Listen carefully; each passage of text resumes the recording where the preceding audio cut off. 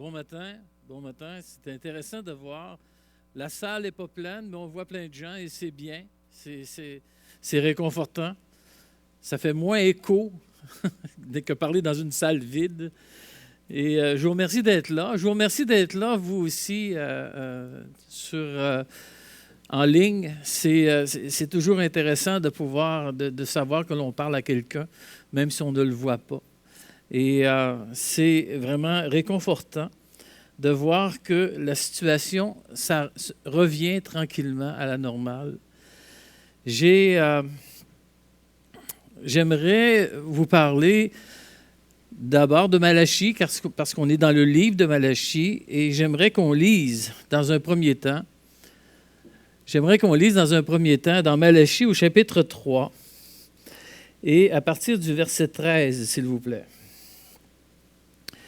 Vos paroles sont rudes contre moi, dit l'Éternel. Et vous dites, qu'avons-nous dit contre toi? Vous avez dit, c'est en vain que l'on sert Dieu. Qu'avons-nous gagné à observer ses préceptes et à marcher avec tristesse à cause de l'Éternel des armées? Maintenant, nous estimons heureux les hautains. Oui, les méchants prospèrent. Oui, ils tentent Dieu et ils échappent.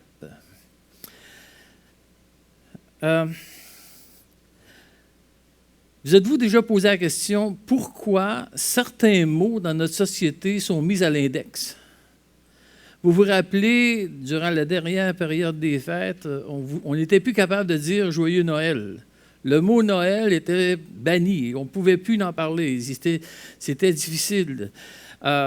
Lorsque vous parlez à quelqu'un et vous mentionnez le mot Dieu, ça crée un malaise. C'est la même chose, le mot péché. Les gens sont fragiles à ce mot. Et ils disent que ce mot nous fait reculer 30 ou 40 ans en arrière, du temps que la religion populaire était encore populaire. On voudrait bien le faire disparaître, ce mot-là. On voudrait bien le faire disparaître. On aimerait le remplacer par erreur, malchance, maladie ou mauvaise influence, toutes sortes de choses, mais pas le mot péché. Mais si on veut être honnête, ce mot existe encore. Et pas juste dans la grammaire. On regarde la parole textuellement. On prend un livre et on l'épluche verset par verset.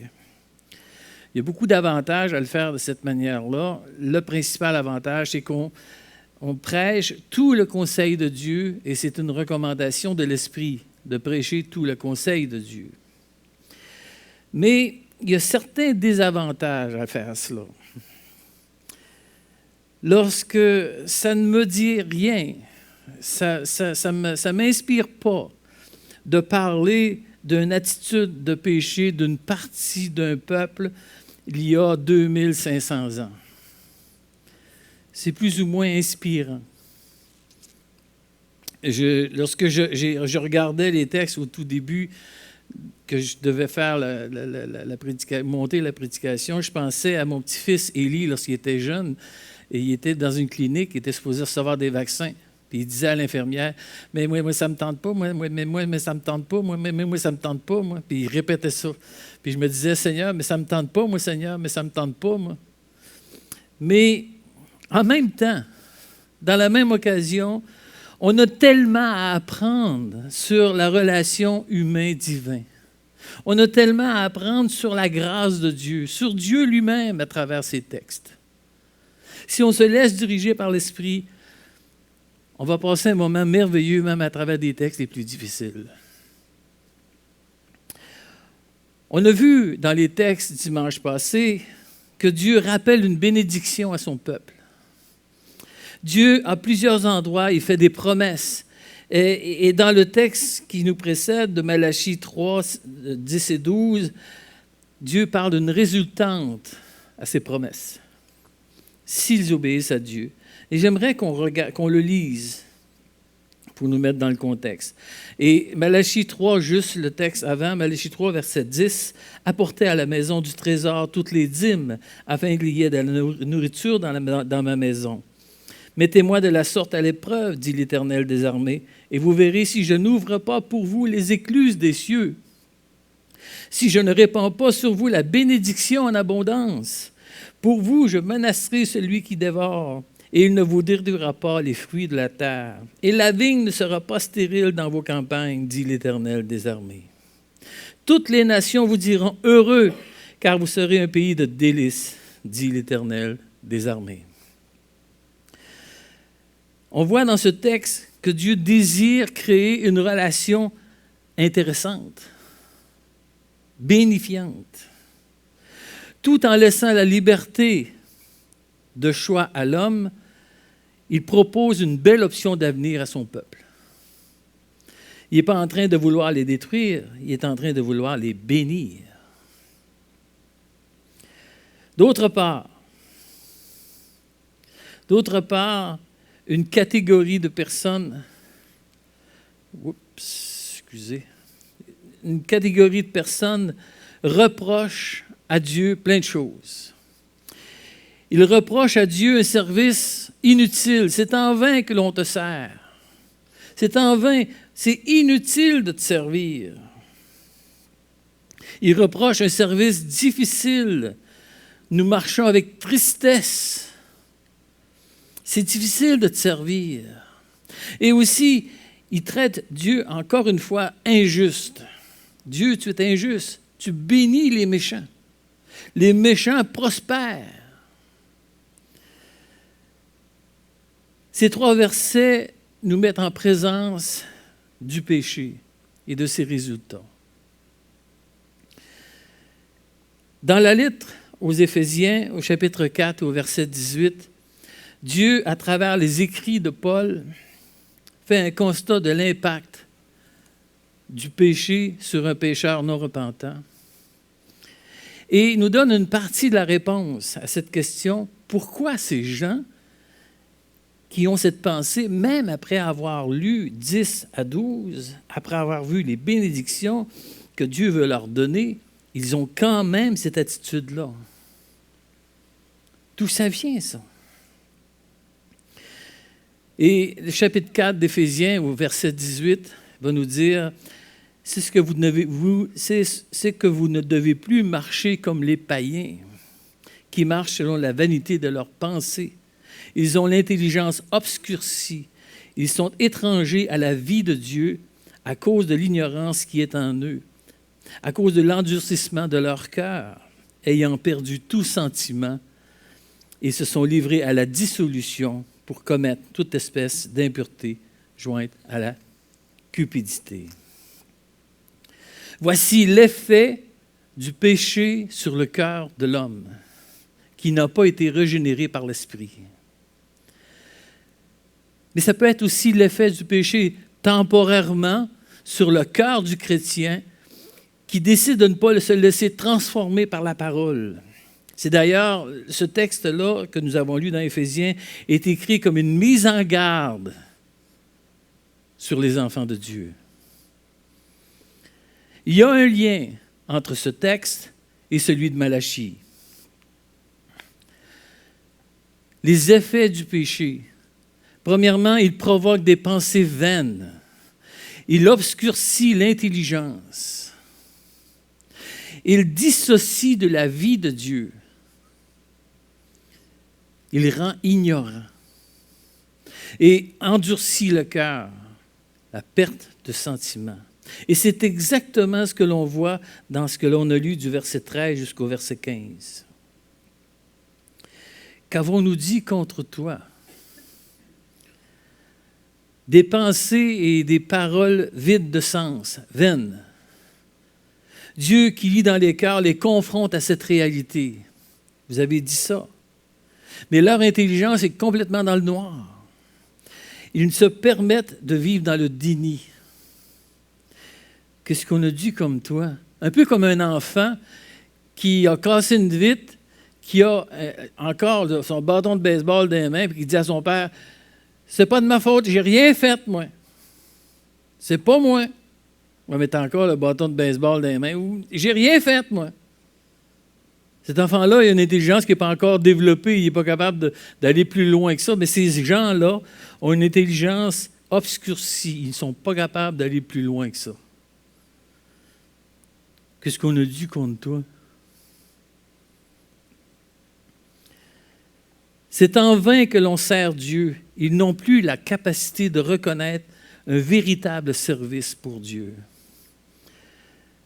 Croyant que leur pensée religieuse, leur manière de faire était servir Dieu. On sert Dieu, nous autres, de cette manière-là. Oh, mais c'est tout croche, c'est pas ce que Dieu veut. Oh, mais on le sert pareil. Puis c'est dur. Puis ça ne sert à rien. C'est sûr, tu n'as pas la bonne méthode. Un peu comme les pharisiens du temps de Jésus. Les réponses du peuple de Dieu montrent l'obscurité de leur intelligence et en même temps montrent la dissociation de la vie de Dieu. C'est une attitude qui fait en sorte qu'ils se dissocient de la manière de vivre que Dieu demande, que Dieu leur donne. Qu'avons-nous gagné à observer ces préceptes? La première question qui me vient à l'esprit, c'est est-ce qu'ils ont déjà observé les préceptes? Est-ce qu'ils ont déjà respecté ce que Dieu demandait? Et Dieu leur dira au verset 7 du chapitre 3, « Depuis les temps de vos pères, vous vous êtes écartés de mes ordonnances. Vous ne les avez pas observées. » Ils peuvent bien dire que c'est en vain, ils peuvent bien dire qu'ils n'ont rien à gagner à observer les préceptes. Ils n'ont pas observé les préceptes. Ils se dissocient de la vie de Dieu et en plus, ils ne savent pas à cause de l'ignorance qui est dans leur cœur à cause du péché. Ça me faisait penser lorsque j'ai commencé à apprendre la profession d'enseignant. J'étais à l'université, puis un de mes profs d'université il me dit « Tu ne sais pas ce que tu ne sais pas. » Oh, ça, c'était ignorant, ça. Et c'est un peu ça, là. Ils ne savent pas ce qu'ils ne savent pas déjà. On voit dans l'ensemble du discours des cœurs endurcis. Et Dieu va dire, vos paroles sont rudes contre moi. Vous avez des paroles dures. Le cœur endurci ne voit rien des promesses de Dieu. Leurs objections du verset 15 ont été répondues au début du verset du chapitre 3. Verset 15, il dit, « Maintenant, nous estimons les heureux, les hautains, les méchants prospères. » Ils avaient le même argument au début du chapitre. Dieu a répondu à ça. Mais ils n'ont jamais tenu compte de la réponse de Dieu. Même s'ils sont ignorants, même s'ils sont informés et instruits, c'est comme si l'enseignement n'entre pas. Tu parles à un mur. Et il y a plus de résultats à parler à un mur. Ça, je dis, lorsque j'étais enseignant et que les étudiants ne m'écoutaient pas, je dis, j'ai plus de résultats à parler à un mur, au moins j'ai la réverbération qui me revient. Là, j'ai l'impression que je parle dans un trou noir qui ne répond rien. On peut voir dans la fin du verset 14 la profondeur de leur obscurité lorsqu'ils disent qu'ils marchent avec tristesse à cause de l'Éternel des armées. Ils blâment Dieu de leurs difficultés. Ils blâment Dieu, ils voient des peuples autour d'eux, des hautains, des méchants, mais ils sont devenus eux-mêmes des hautains et des méchants. Et vous savez, on retrouve les mêmes pensées en 2020, exactement la même chose. Le nombre d'années n'a rien changé. On accuse Dieu des fléaux de la terre qui sont souvent causés par le manque de sagesse, par le péché de l'homme. Dieu devient celui qu'on accuse de nos péchés. Et pourtant, ce sont nos péchés. Ce sont notre manque de sagesse qui a provoqué ces choses-là. Mais c'est la faute de Dieu. J'avais lu un texte dans un journal. J'ai voulu le lire parce qu'il parlait contre Dieu. Et c'était affreux ce qu'il disait sur Dieu. C'était aussi pire que ces hommes-là. Et ils blâmaient Dieu de toutes sortes de choses. C'était lorsque M. Lapierre est décédé aux îles de la Chapelaine, l'écrasement d'avion. Et ils blâmaient Dieu de la mort de cet homme-là, de M. Lapierre. Voyons donc, c'est quoi le lien? Une intelligence obscurcie. ignorants. Finalement, au verset 15, leur pensée aboutit sur un raisonnement complètement faux, qui ne s'appuie pas sur le discours de Dieu, mais sur une observation, sur une apparence.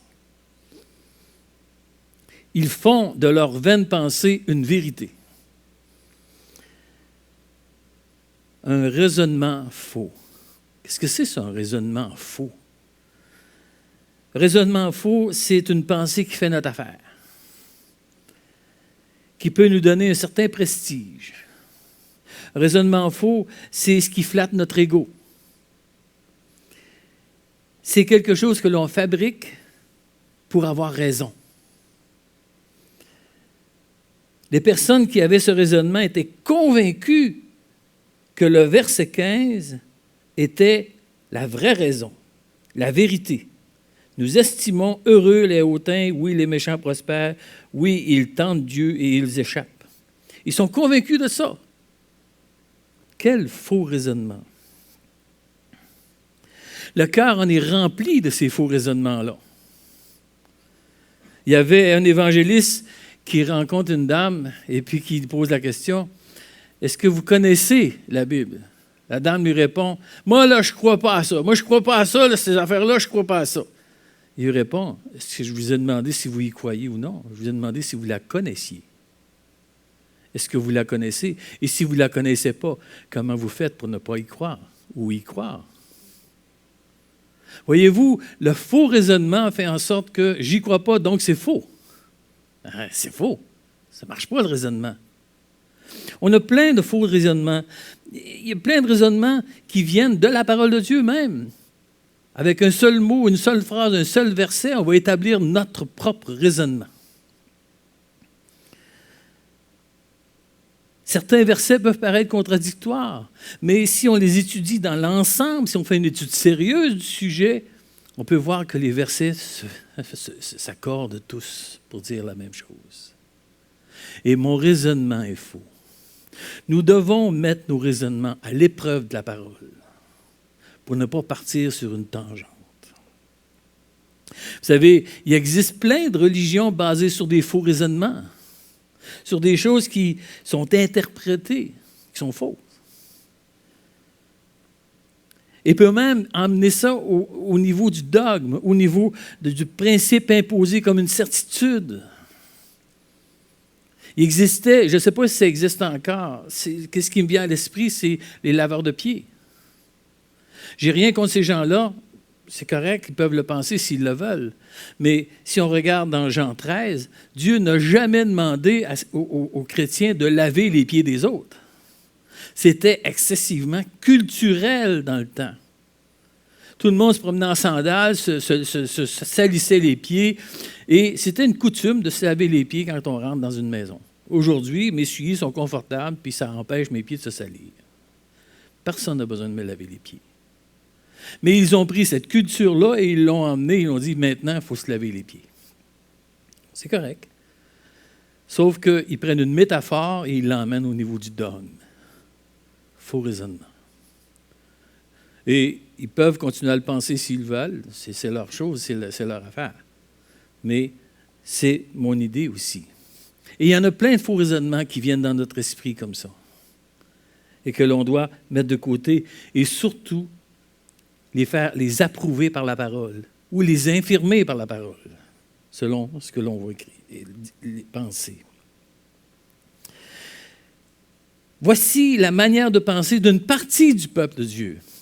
Parce que, une partie seulement, parce qu'à partir du verset 16 et la suite, ce que Michel Penneau va vous emmener dans la semaine prochaine et dans les 2 autres semaines, il y a encore des hommes qui craignent l'Éternel, qui réfléchissent, qui disent à quelque part, « Wow, wow, wow, ça ne marche pas, là.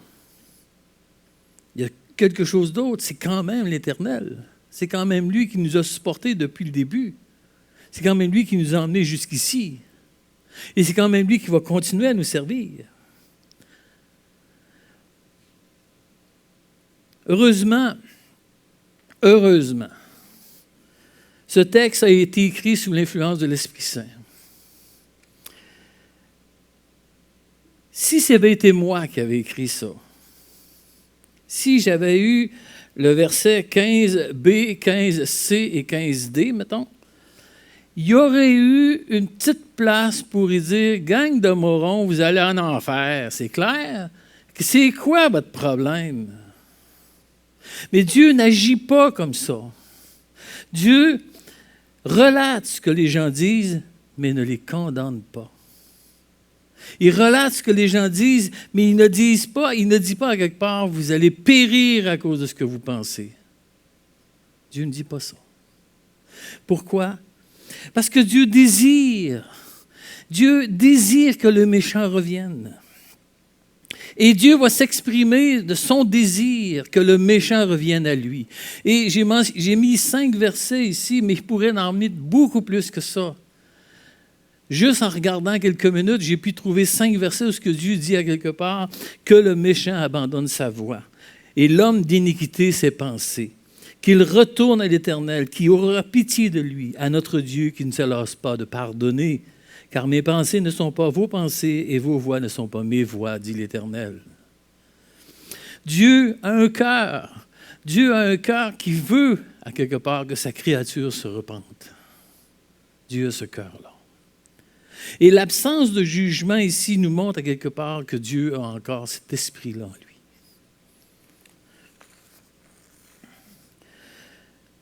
Pour ce qui est de nous, Dieu nous recommande dans la première lettre aux Corinthiens de ne pas juger ceux du dehors.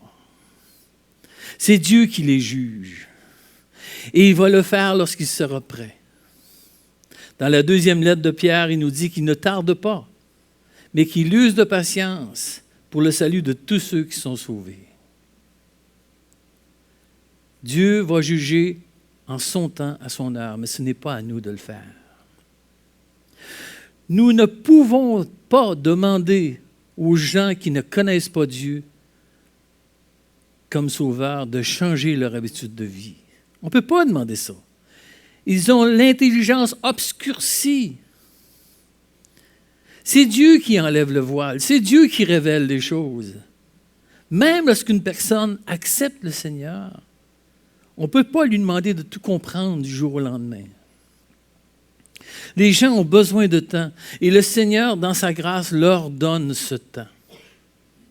Car Dieu lui-même va leur montrer. Dieu va faire en sorte que son serviteur va grandir, va progresser.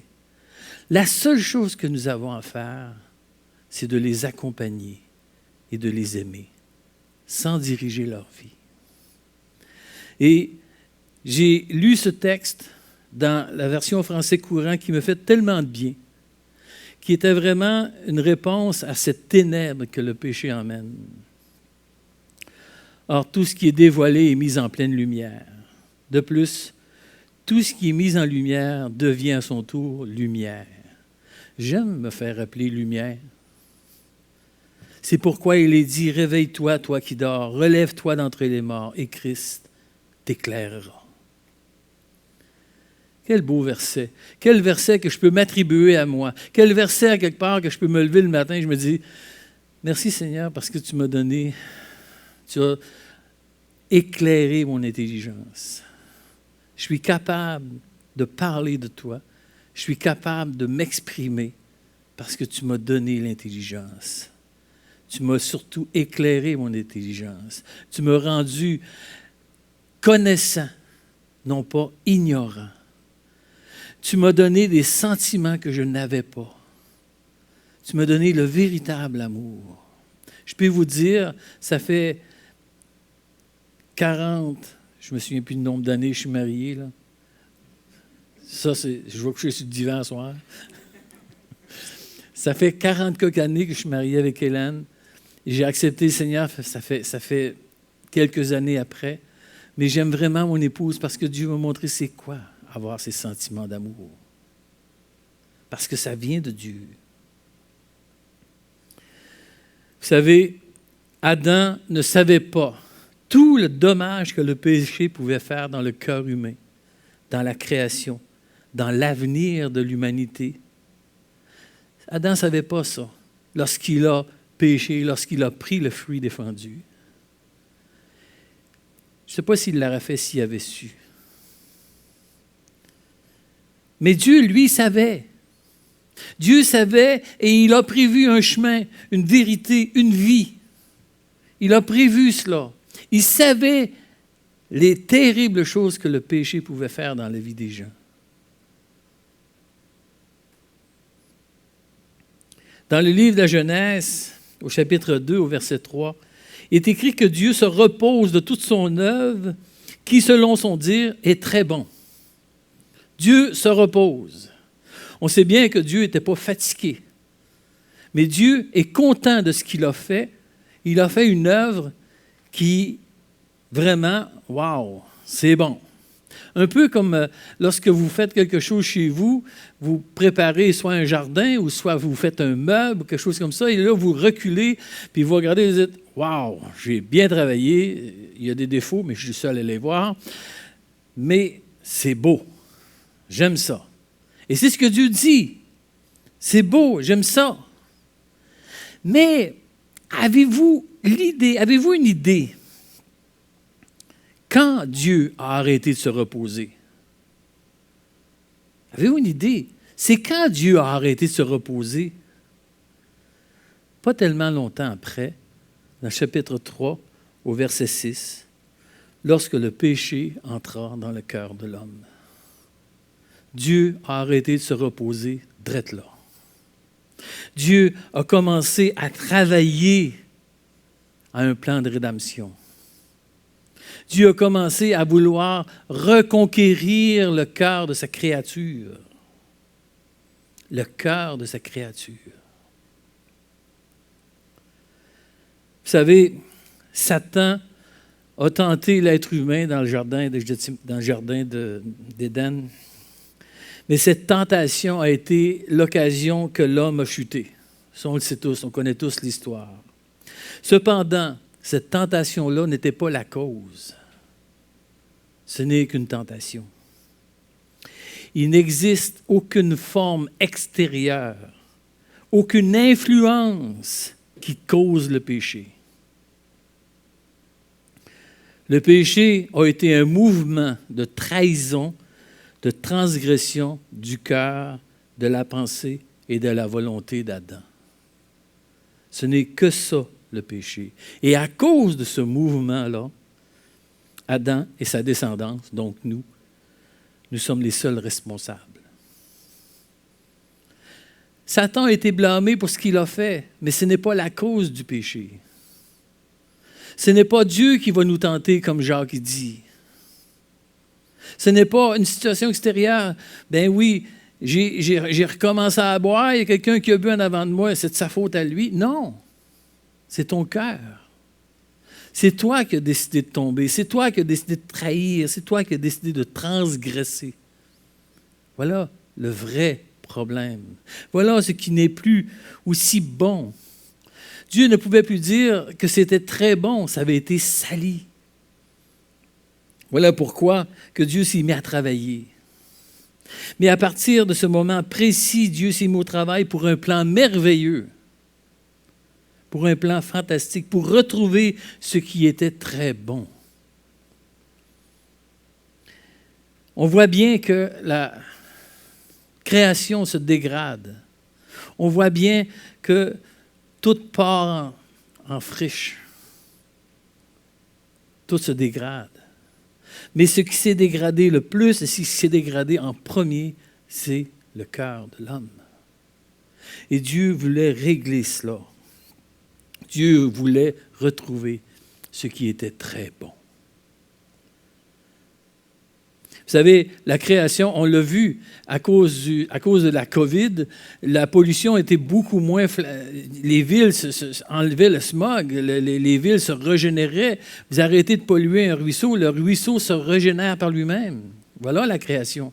Mais le cœur de l'homme, qu'est-ce qui le régénère? C'est l'action de Dieu dans sa vie. C'est l'action de Dieu qui opère. Et Dieu a ce plan merveilleux pour le cœur de l'homme. Et dans ce plan, il y a une personne principale, et c'est lui-même, dans la personne de Christ. C'est la personne principale dans ce plan merveilleux. Christ Et Dieu travaille à retrouver la relation avec sa créature, de la créature avec son Créateur, ce qui était très bon. Et Christ dira dans Jean 4, 34 qu'il a achevé le travail qui lui a été confié. Et c'est ce qui lui a été confié. Il va dire dans Jean 17 qu'il a achevé l'œuvre qui lui a été donnée de faire. Christ avait une œuvre à faire.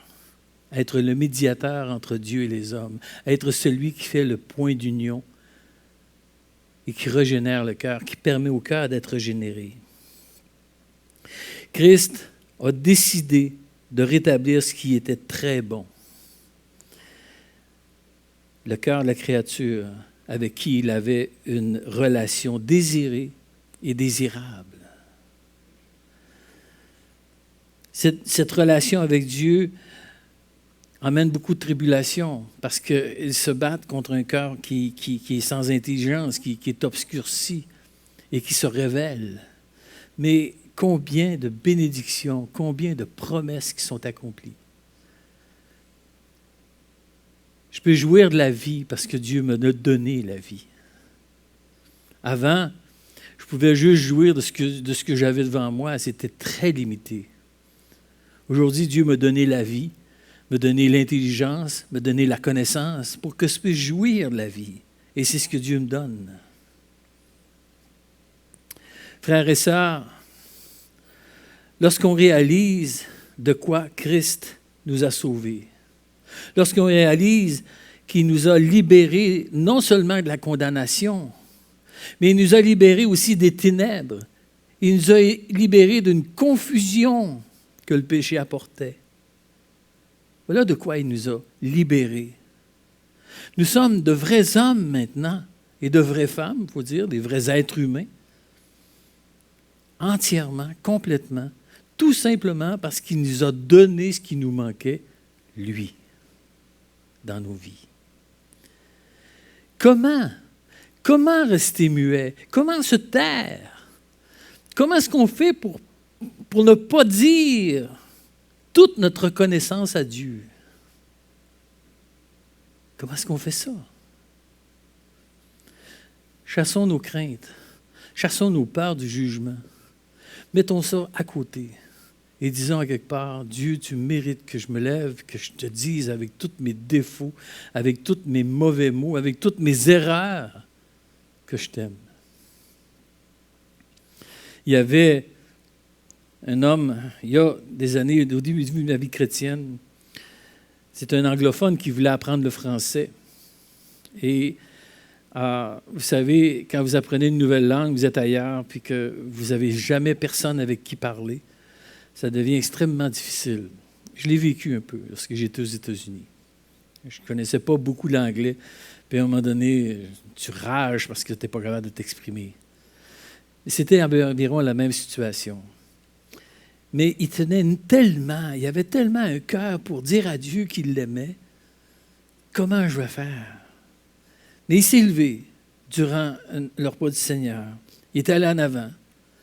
Puis tout ce qu'il a pu dire, c'est « Seigneur, je t'aime ». Très mal dit, avec un accent horrible. Tout le monde l'a compris. Puis tout le monde a glorifié le Seigneur.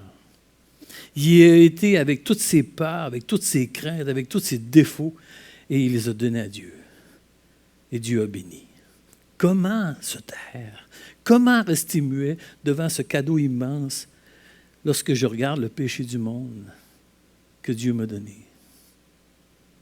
Prions.